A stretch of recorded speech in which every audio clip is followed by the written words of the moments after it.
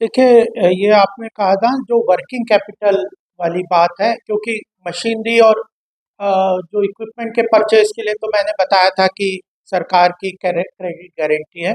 लेकिन working capital की MSME को काफ़ी प्रॉब्लम होती है। उसके लिए देखिए, जब ये जो डेटा एसिमुलेशन है, इकोसिस्टम की जब बात होती है, जीएसटी अपने आप में बैंकों को ये इनिशिएटिव किया। सरकार ने एक पोर्टल भी डिज़ाइन किया, इस बजट में अनाउंस किया था कि जो बैंकिंग सिस्टम है, कंपनीज बैंक पीएसबीज हैं, उन सबको एक पोर्टल जॉइंटली इस्टेब्लिश करना है, जहाँ पे डेटा एसिमुलेशन होगा। आप आज की डेट में वर्चुअल असेसमेंट करते हैं, जीएसटी इतने सारा जो ट्रांजेक्शन्स होती है सब डिजिटाइज हो जाती है।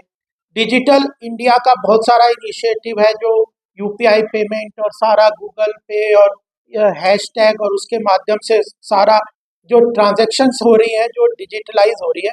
तो हमारी सरकार का प्रयास है कि जितनी ये डिजिटल ट्रांजेक्शन्स है, GST, virtual assessment, online bank transactions, उसके साथ ये डिजिटल पेमेंट, इन सब डेटा को एक जगह इकोसिस्टम में एसिमुलेट करके, क्रेडिट एनालिसिस करके, इवैल्यूएशन मैकेनिज्म डेवलप करके जो वर्किंग कैपिटल रिक्वायरमेंट है उसको पूरा करें।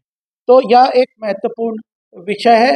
तो इसके ऊपर सरकार काम कर रही है। साथ में जो वर्किंग कैपिटल का क्या है कि अभी एक इनिशिएटिव लिया था कि 45 दिन से ऊपर अगर किसी कंपनी ने किसी एमएसएमई सेक्टर का पेमेंट नहीं लेगा खर्चे का, तो कंपल्शन हो गया कि 45 दिन के अंतर्गत उसको एमएसएमई को से पेमेंट करना है।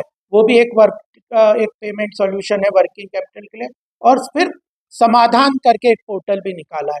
और एक एक बहुत बड़ा इनिशिएटिव वो है ट्रीट्स प्लेटफॉर्म के लिए। और उसमें भी इस बार बजट में कि जितने भी पब्लिक सेक्टर अंडरटेकिंग्स या 250 करोड़ से ऊपर टर्नओवर वाली कंपनी है, अगर उसको कोई एमएसएमई माल सप्लाई करता है, तो उसको उस अपने बिल को जो वो रेस करता है वो ट्रीट्स प्लेटफॉर्म पे अपना अपलोड कर दे। क्योंकि जानकारी की बहुत सारी अभाव है एमएसएमई सेक्टर, अगर अपलोड कर देते हैं तो बैंक वहाँ से उसको डिस्काउंट कर लेगा। तो वर्किंग कैपिटल ट्रीट्स प्लेटफॉर्म बहुत अच्छा है। जेम ओएनडीसी प्लेटफॉर्म 25% से अधिक, अ, कम से कम 25% हर पीएसयू को अपना प्रोक्योरमेंट एमएसएमई में करना है।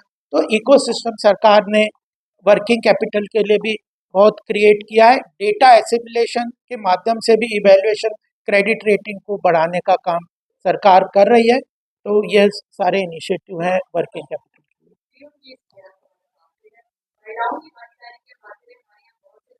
महिलाओं के लिए, एससी एसटी का आपने प्रश्न किया।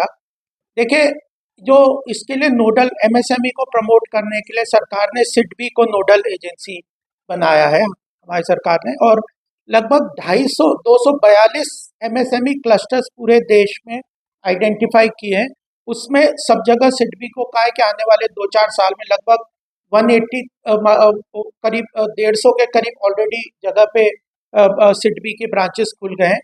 और वहाँ से वो प्रोसेसिंग, एक दो तीन इनिशिएटिव और इसमें महत्वपूर्ण एक है जो विश्वकर्मा योजना है, जो स्मॉल मीडियम, जो छोटे महिलाओं के लिए ये, हम मैं कई जगह पे भी गया, सिडबी के प्रोग्राम होते हैं जो ट्रेनिंग देते हैं।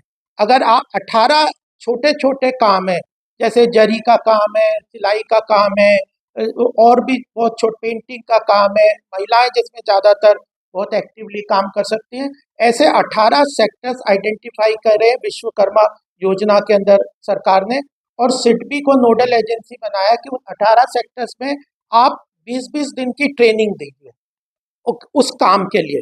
20 दिन की ट्रेनिंग दी जाए, 500 रुपया रोज उस ट्रेनिंग लेने वाले को 500 रुपया रोज सिडबी देता है सरकार की योजना के माध्यम से।